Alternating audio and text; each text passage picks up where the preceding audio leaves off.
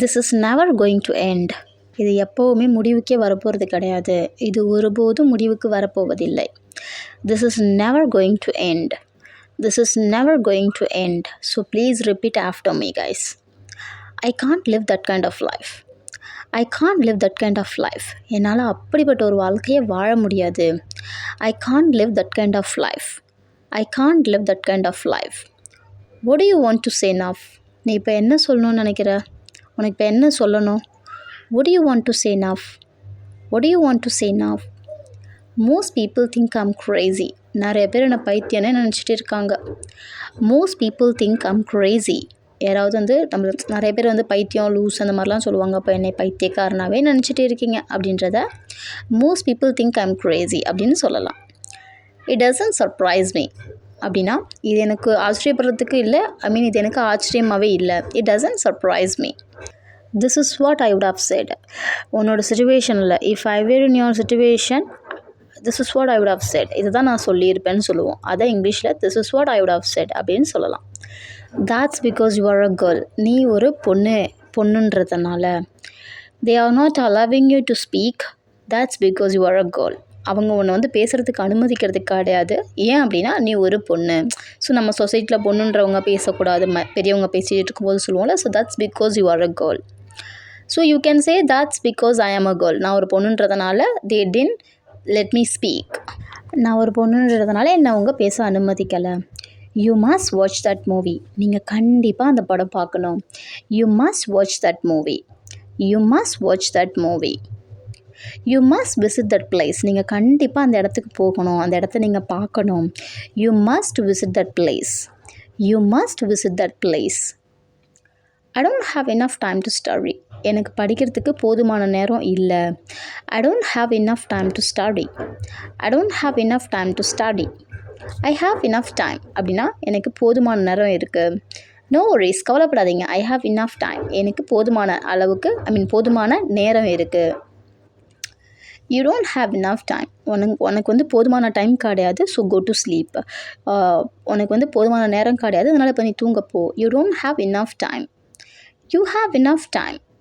So you can watch the movie. உனக்கு போதுமான அளவுக்கு டைம் இருக்குது, அதனால் இப்போ நீ படம் பார்க்கலாம். you have enough time. உங்களுக்கு தேவையான நேரம் உள்ளது, போதுமான நேரம் உள்ளது.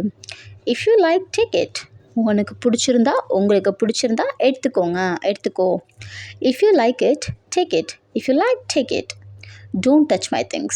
என்னோட பொருளை தொடாதீங்க. don't touch my things. don't touch my things. என்னோட பொருட்களை தொட்டுறாதீங்க, எனக்கு பிடிக்காது. I don't like. go there. அங்கே போங்க, அங்கே போ. come there. அங்கே வாங்க, அங்கே வா.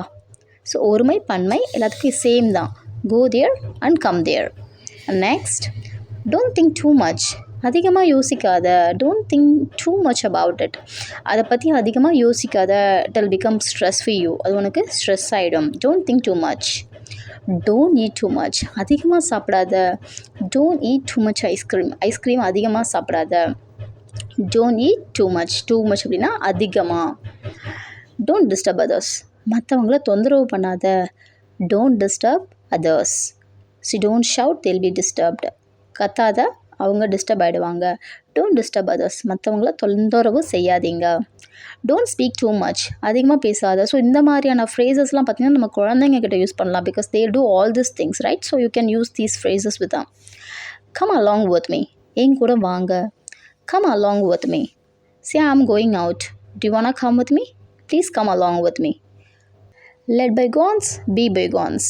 நடந்தது நடந்துச்சு, போனது போகட்டும் அப்படின்ற மாதிரி சொல்லணும். போனது போச்சு, ஆக வேண்டியதை பாருங்கள். let bygones be bygones. போனது போகட்டும். I can't manage you. உன்னை என்னால் சமாளிக்கவே முடியலை அப்படின்னு சொல்லுவோம். அதை இங்கிலீஷில் I can't manage you. அதே சமயத்தில் I can't manage the baby. என்னால் அந்த குழந்தைய சமாளிக்க முடியல. I was little busy. நான் வேலையாக இருந்தேன். நான் கொஞ்சம் வேலையாக இருந்தேன்னு சொல்லுவோம். when you called me, I was little busy. I like story books. அப்படின்னா எனக்கு கதை புத்தகங்கள்லாம் ரொம்ப பிடிக்கும். what do you like? I like story books. I like story books. thanks for your help. உங்களோட உதவிக்கு நன்றி. thanks for your help. thanks for your help. next sentence is,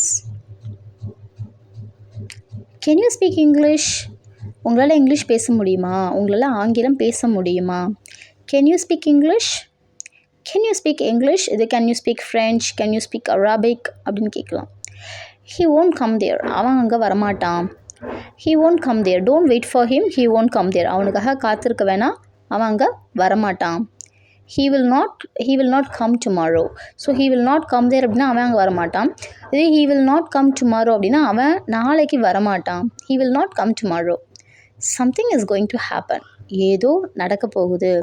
I feel like something is going to happen. ஏதோ நடக்க போகுன்ற மாதிரி எனக்கு தோணுது. I didn't cook anything today. நான் இன்னைக்கு எதுவுமே சமைக்கலை. what is the special today? இன்னைக்கு என்ன special? I didn't cook anything today. நான் இன்னைக்கு எதுவுமே சமைக்கலை. there is no special. இன்னைக்கு எந்த ஸ்பெஷலுமே இல்லை. I finished my work. நான் என்னோட வேலையை முடிச்சிட்டேன். shall we go out? நம்ம வெளில போகலாமா? I finished my work. நான் ஒர்க் முடிச்சிட்டேன். shall we go out? I won't come today. நான் இன்னைக்கு வரமாட்டேன். Are you coming today? Sorry, I won't come today. நான் இன்னைக்கு வரமாட்டேன். ஸோ will not வந்து நம்ம ஷார்ட்டாக won't அப்படின்னு சொல்லலாம். I won't come today. I will come today. So the opposite of the previous sentence, this I will come today. So are you coming today? Yes, I'll come today. Yes, I'm coming today or I'll come today. ரெண்டுமே வந்து future தான். wear something nice. ஏதாவது நல்ல ட்ரெஸ்ஸாக போடு, நல்ல உடையாக போட்டுக்கோ அப்படின்னு சொல்லுவோம். அது இங்கிலீஷில் wear something nice. அதுவே வந்து buy something nice. ஏதாவது நல்லதாக வாங்குப்பா அப்படின்னு சொல்லுவோம். அதே இங்கிலீஷில் buy something nice அப்படின்னு சொல்லலாம்.